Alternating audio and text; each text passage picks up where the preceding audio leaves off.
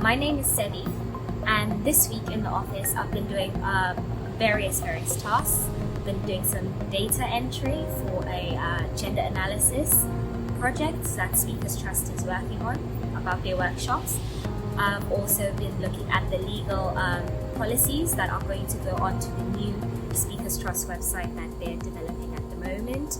And again, a variety of tasks. I've actually interviewed a trustee for Speakers Trust, which is very interesting. So that's just a snapshot of some of the things I've been doing now. I've learned office etiquette, definitely, what kind of language is used around the office, how to behave towards your colleagues, and also I've just learned how to manage my time better.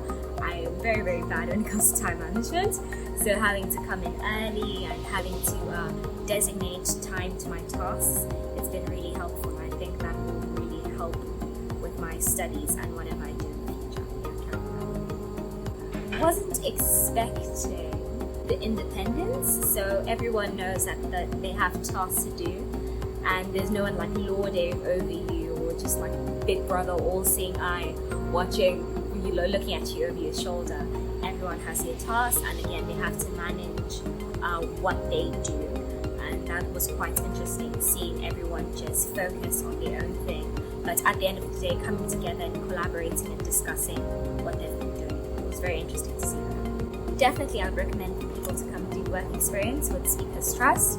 I really thought my journey with Speakers Trust was going to end with the Speak Out Challenge and all that, but really they've been really helpful and supportive, and I've just enjoyed my time here so much. I definitely would encourage people to come back.